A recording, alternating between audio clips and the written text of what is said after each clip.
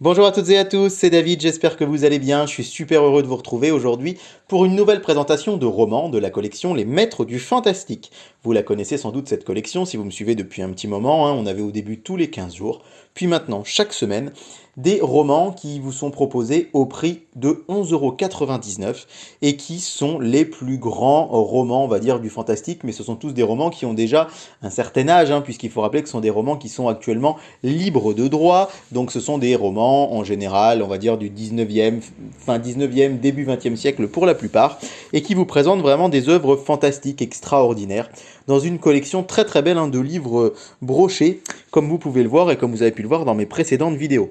Alors oui, on en est au numéro 21 et 22, oui, encore une collection pour laquelle je m'étais dit, allez, j'en prendrai que quelques-uns, et puis finalement, je ne l'ai pas faite dans son intégralité, il y a quelques numéros que j'ai squeezés, mais mine de rien, j'avais pas prévu d'en acheter autant au début, mais il faut dire vraiment, vraiment, je trouve que cette collection incroyable d'un point de vue édition. Je trouve les livres magnifiques, que ce soit la couverture, que ce soit la tranche, et à chaque fois, je me fais avoir et je continue, donc je ne sais pas quand je m'arrêterai, ça devrait pas tarder quand même, mais en tout cas aujourd'hui, je suis super heureux de vous présenter ces deux numéros, qui sont deux numéros que je trouve vraiment incroyables, extraordinaires, pour plein de raisons. Alors autant parfois j'en ai acheté avec, on va dire, peut-être un petit peu moins de conviction, quand je les connaissais moins, mais là je suis vraiment très très heureux. On va commencer par le premier qui est un recueil de nouvelles, alors de nouvelles assez conséquentes quand même, qui sont presque des petits romans. Vous allez me dire, une nouvelle c'est un peu par essence un petit roman, mais tout de même. Voici le professeur Challenger et la ceinture empoisonnée de Sir Arthur Conan Doyle. Alors Arthur Conan Doyle, forcément, vous le connaissez pour la série de romans et de nouvelles Sherlock Holmes. D'ailleurs, RBA a sorti récemment, vous le savez, quelques numéros d'une collection consacrée à Sherlock Holmes. Moi, j'ai acheté que les 3 premiers, que vous pouvez retrouver d'ailleurs en unboxing sur ma chaîne. Le numéro 1, il y a déjà quelques semaines, et le numéro 2 et 3 que j'ai sorti il y a quelques jours. Mais Conan Doyle, on l'oublie souvent, il n'a pas écrit que des histoires avec Sherlock Holmes. Et évidemment, l'un de ses romans les plus célèbres, c'est Le Monde Perdu. Le Monde Perdu, il était sorti dans cette collection, alors je me souviens plus très bien si c'était le numéro 5 ou 6, mais c'était relativement au début de la collection. Et ce qui est formidable avec ce numéro, c'est qu'on a en fait la suite. La suite directe du Monde Perdu, puisque le professeur Challenger, en fait, est un personnage que Conan Doyle pour lequel Conan Doyle va écrire plusieurs histoires. Il va en écrire plusieurs, il va en écrire 4, il va en écrire 5, pardon, exactement, dont la première, la plus célèbre, est Le Monde Perdu. Et ce qui est génial avec ce livre-là, le tome 21, c'est qu'on a les 4 autres histoires. Vous allez le voir, c'est un concentré donc de 4 histoires. On a La ceinture empoisonnée, qui a donné le nom à l'œuvre.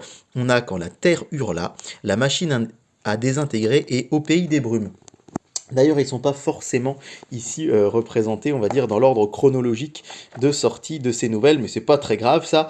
L'important, c'est qu'on ait vraiment, toutes les histoires du professeur Challenger en un seul roman, en un seul livre plutôt, puisque c'est un livre qui comporte 4 nouvelles. Mais en fait, on a vraiment l'intégralité. Si vous avez acheté le numéro consacré au monde perdu et celui-là, vous avez toutes les histoires de ce personnage incroyable, créé donc par Sir Arthur Conan Doyle. Alors, on est donc en 1913 quand ce roman va sortir aux États-Unis et en Angleterre. Il va arriver chez nous plus tard en 1921 sous le titre Le ciel empoisonné. Alors de quoi ça parle, pardon, qu'est-ce que ça raconte, La ceinture empoisonnée? Eh bien en fait, c'est la suite directe du Monde perdu. Je ne vais pas vous spoiler la fin du Monde perdu, simplement vous dire que ça ne sent quand même pas très bon pour l'humanité. Et donc le professeur Challenger, qui était le héros véritablement de ce premier roman, on va dire, fantastique de Conan Doyle, qui va vraiment, enfin, c'est pas son premier roman fantastique, mais on va dire ce premier roman qui est à la fois une initiation à l'aventure et fantastique. Donc, ce personnage va rentrer chez lui dans une sorte d'apocalypse. Le monde touche à sa fin et il va inviter des très proches à venir se rendre chez lui dans sa maison. Et ils vont être enfermés dans une pièce avec une seule fenêtre, un seul volet avec un petit trou dans des persiennes, on va dire des petits volets battants comme ça. Et ils vont être fermés dans une pièce avec de l'oxygène et de l'éther.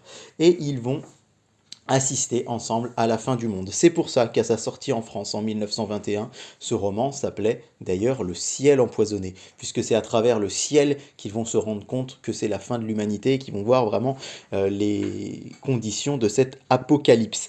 Et on a ici donc cette espèce de groupe d'érudits qui va survivre en quelque sorte à la fin du monde et qui va former une sorte d'humanité protégée, préservée. Et c'est ce côté assez pessimiste en fait de l'histoire de Conan Doyle, hein. C'est une sorte d'allégorie, si je puis dire. En fait, il faut bien imaginer ce roman sorti en 1913, on est à un an du début de la Première Guerre mondiale, on est dans un climat de tension très très très ténue, hein, entre ce qu'on appelle la triple entente, avec la France, le Royaume-Uni et la Russie, et la triple alliance, hein, l'Autriche-Hongrie, l'Italie et l'Allemagne, et on sent que les tensions sont quand même à leur paroxysme. C'est l'assassinat de l'archiduc de François Ferdinand d'Autriche-Hongrie à Sarajevo, en Serbie, qui va être le déclencheur de la Première Guerre mondiale, mais néanmoins, déjà quelques mois auparavant, on sentait des vraies tensions, et on se disait qu'un conflit d'abord européen était possible, puis après il allait devenir mondial, et en fait c'est dans ce climat qu'écrit Conan Doyle, et on sent vraiment que cette forme d'allégorie, hein, dans cette histoire, la ceinture empoisonnée, on sent vraiment qu'il veut nous dire que si on se reprend pas un petit peu en main, si on vire trop dans le matérialisme, dans l'orgueil, dans cette espèce d'entre-soi destructeur, eh bien, on va aller vers une fin du monde certaine. Et c'est vraiment le sous-titre de la ceinture empoisonnée, quelque part, hein. Vraiment, ce sont des choses qu'on peut lire entre les lignes de cette fin du monde presque imminente dans laquelle les Européens de l'époque n'avaient pas conscience. Donc c'est pour ça qu'il est très intéressant de le lire, et puis c'est toujours sympa d'avoir une suite, d'avoir donc cette suite au Monde Perdu, et ça je trouve ça vraiment sympa. Les trois autres romans, alors je vous l'ai dit, on a Au Pays des Brumes, qui est d'ailleurs le dernier là ici. Alors c'est une aventure, on va dire, annexe du professeur Challenger, puisqu'il n'apparaît presque pas.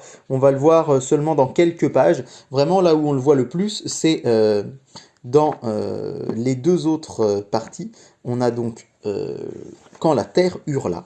Et alors Quand la Terre hurla, c'est vraiment une histoire un peu incroyable, hein, où le professeur Challenger va se mettre à partir en expédition au centre de la Terre, parce qu'il est persuadé que la Terre est en fait un être vivant qui a une conscience. Et en fait, voilà, le professeur Challenger va partir à 13 000 km sous Terre, et il va se rendre compte que notre planète est un être vivant, doué de pensées, doué de sentiments. Et là aussi, c'est une sorte d'allégorie qui déjà à l'époque, hein, il y a plus d'un siècle, nous invitait à prendre soin de la planète.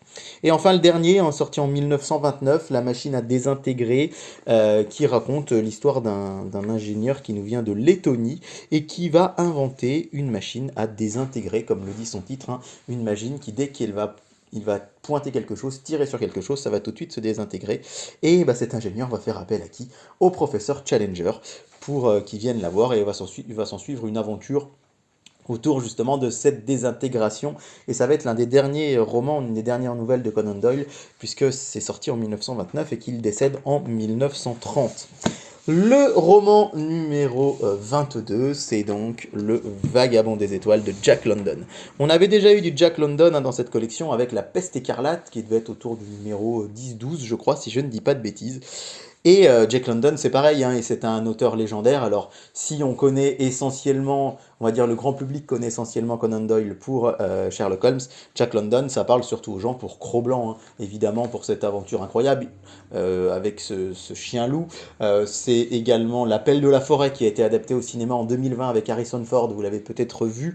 Également, je pense à cette œuvre, hein, qui est à l'origine une œuvre de Jack London, et qui évoque là aussi, hein, le Grand Nord. Enfin, là, en l'occurrence, ça se passe au Canada. Et donc, ce sont souvent des romans d'aventure, mais La Peste écarlate était bien un roman fantastique, et c'est le cas aussi du Vagabond des Étoiles. Alors, il faut savoir que c'est une œuvre très engagée, le Vagabond des Étoiles, puisque Jack London va l'écrire là également quelques jours seulement, enfin quelques mois plutôt, pardon, avant sa mort. Mort de Jack London, qui est d'ailleurs toujours un petit peu énigmatique pour beaucoup, certains. Alors c'est pas forcément des théories complotistes, mais on dirait peut-être un petit peu fumeuses. En tout cas, il y a beaucoup de choses qui ont été écrites et dites autour de la mort de Jack London. Il est mort à seulement 40 ans, il était né en 1876, il est mort en 1916, dû sans doute à une maladie qu'il a attrapée lors de ses nombreux voyages, mais certains ont pensé à un suicide par overdose, parce qu'effectivement il serait mort d'une intoxication du sang. Bref, pourquoi je vous parle de tout ça? Parce que Le Vagabond des Étoiles, comme c'est l'une de ses dernières œuvres, est vu vraiment par beaucoup comme une œuvre, un testament, une sorte de testament philosophique et socialiste de Jack London, qui était un auteur évidemment très engagé politiquement auprès du socialisme, hein, le socialisme de l'époque. On peut penser évidemment à Jean Jaurès, assassiné en 1914, qui certes n'était pas de la nationalité de Jack London, mais qui avait quand même une notoriété dans le monde, on va dire, du socialisme de l'époque. Le Vagabond des étoiles, c'est quoi? Le Vagabond des étoiles, c'est une œuvre qui dénonce l'univers carcéral. Il faut savoir que Jack London, dans ses jeunes années, a été enfermé en prison pour des raisons de vagabondage. Donc vous voyez, le titre n'est pas anodin, Le Vagabond des étoiles. Et en fait, il va vouloir vraiment dénoncer ardemment vraiment ce monde carcéral, ce monde de la prison dont il dit qu'on enferme les hommes vraiment dans des conditions pires que s'ils étaient des bêtes. Euh, on fera même un parallèle avec le J'accuse d'Émile Zola qui dénonce l'antisémitisme, avec Jack London qui ici dénonce l'enfer des prisons, c'est même lui-même qui va y voir un peu un parallèle. Et ce Vagabond des étoiles, donc, raconte l'histoire d'un homme, un professeur incarcéré depuis 8 ans, qui va être exécuté et qui pendant 5 ans va même être enfermé dans ce qu'on appellerait maintenant un quartier de haute sécurité, alors que vous voyez les illustrations absolument magnifiques de ce roman. Donc ce professeur va être incarcéré et il va pratiquer sur lui-même une forme d'auto-hypnose qui va lui permettre de s'évader par la pensée, d'où ce nom de Vagabond des étoiles. J'insiste encore sur la magnifique couverture que je trouve très très très belle. Et donc il va s'évader par la pensée, il va revivre ses vies antérieures, Il va revivre des aventures au temps de Louis XIII par exemple. Il va revivre des heures sombres de l'histoire des États-Unis. Il va rencontrer des natifs américains et comme ça on va le voir remonter le temps jusqu'à la préhistoire et jusqu'aux hommes des cavernes. Et vraiment c'est un roman qui, alors comme je vous le disais, est un roman aussi philosophique. On est vraiment dans cette dénonciation des prisons et sur cette invitation à quelque part à se recentrer sur l'essentiel de la vie, sur le sens de la vie. Et c'est pour ça que c'est un roman qui est très profond, qui vraiment, alors il y a ce côté fantastique et aventure parce que il va vivre des aventures palpitantes. On va dire il va les vivre par procuration puisqu'il va les vivre par son esprit. Mais vraiment, c'est une histoire magnifique, très belle, que je vous invite vraiment à lire. Vous le voyez là, on a même le chapitrage qui est indiqué avec 28 chapitres. Et c'est vrai que c'est appréciable aussi de se dire que dans cette collection, on a aussi des romans complets. Enfin, ils sont tous complets, mais vous voyez ce que je veux dire, des romans dans lesquels on n'a que ça. C'est-à-dire que là, dans ce numéro 22, il n'y a pas d'autres nouvelles. On a vraiment un roman complet et une histoire complète. Et c'est vraiment très chouette. J'ai été plus long que d'habitude, je suis désolé, mais vraiment, ce sont deux numéros qui me plaisent beaucoup et qui me parlent beaucoup et que je suis très très heureux d'avoir dans la collection. Prochaine vidéo, je vous présenterai les numéros 23 et 24 que je n'avais pas prévu forcément d'acheter. Le numéro 23, c'est le repère du ver blanc de Bram Stoker. Je vous avoue que j'avais pas prévu de le prendre parce que on m'en avait dit des critiques plutôt, enfin des amis qui l'ont lu m'ont dit que c'était pas forcément très palpitant. Et en fait, j'ai craqué en voyant la couverture qui est juste splendide. Et je me suis dit, allez, j'ai envie de lire autre chose que Dracula de Bram Stoker, donc ce sera l'occasion de le découvrir. Mais je me suis dit, par contre, je ne prendrai pas le numéro suivant qui est La nourriture des dieux d'H.G. Wells. Je me suis dit, H.G. Wells, on en a déjà beaucoup, je vais faire de l'économie de 12 €, j'achèterai le prochain. Et puis au final, là c'est l'inverse, la couverture, je ne l'ai pas trouvé incroyable, mais en lisant beaucoup de critiques, j'ai eu très très envie de le lire. Donc voilà, il y aura bien une présentation des numéros 23 et 24, et même 25, à l'heure où je tourne cette vidéo, le numéro 25 consacré à Edgar Allan Poe est presque sorti, donc je pense sans doute l'acheter également, puisque je vous l'ai dit déjà, je suis assez curieux de l'œuvre d'Edgar Allan Poe, dont j'ai quasiment rien lu. Voilà, j'ai été assez long comme ça, j'espère que cette vidéo, cette présentation vous aura plu. J'ai vraiment besoin de vos avis, de vos conseils en commentaire, dites-moi ce que vous en pensez de cette collection, de ces livres, est-ce que vous les avez déjà lus, lesquels vous attendez le plus, lesquels vous préférez. J'adore échanger avec vous dans la section commentaires ou sur ma page Instagram, David Collectionne, donc n'hésitez pas. D'ici là, je vous souhaite une excellente journée, je vous dis à très très vite pour plein d'autres découvertes sur ma chaîne.